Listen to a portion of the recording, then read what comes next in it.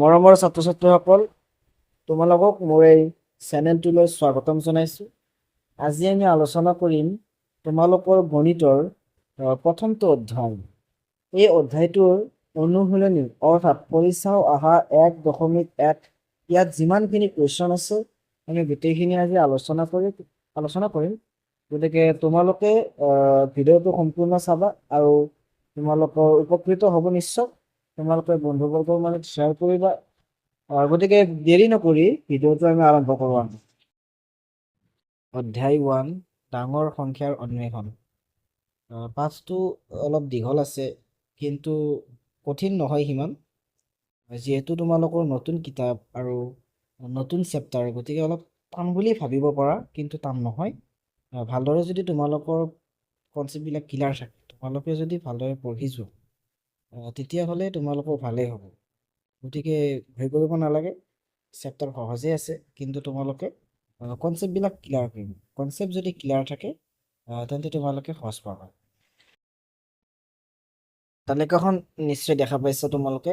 এইখন মই তোমালোকৰ কাৰণে নিজ ভাষাত সহজ ভাষাত বনাইছোঁ।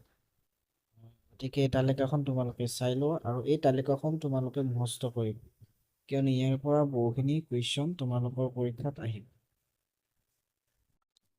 এতিয়া আগবাঢ়িছোঁ আমি পৰিচাও আহা 1.1ৰ 1 আৰু 2ত থকা কুৱেশ্যনখিনি। এইখিনিৰ আমি উত্তৰ আলোচনা কৰিম। ইয়াত দিয়া যিখিনি কুৱেশ্যন এইখিনি তোমালোকে বহু বছৰ আগত অৰ্থাৎ ক্লাছ 3, 4, 5, 6 এনেকুৱা শ্ৰেণী তোমালোকে পাইছা। পাৰ্থক্য এটাই যে তাত সংখ্যাবিলাক সৰু সৰু আছিল, এতিয়া সংখ্যাবিলাক অলপ ডাঙৰ হ'ল।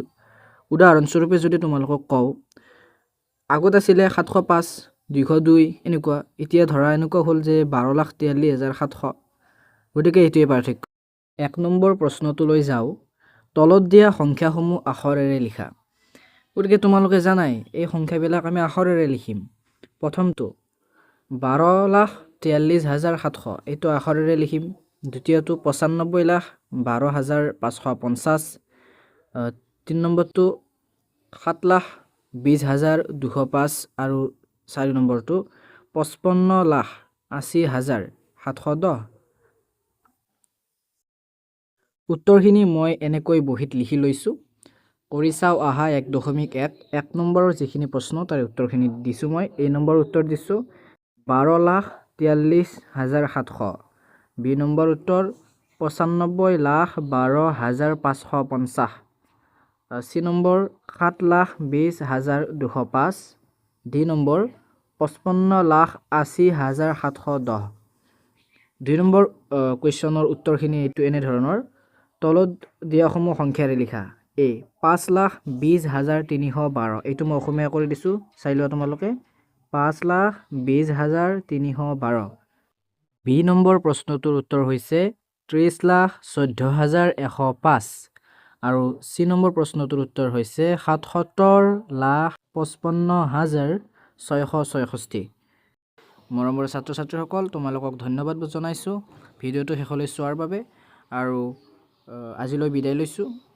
নেক্সট পাৰ্টটো অতি সোনকালে আপলোড কৰা হ'ব। তেতিয়ালৈকে বাই বাই। তোমালোকে চেনেলটো ছাবস্ক্ৰাইব কৰি থ'বা। ধন্যবাদ।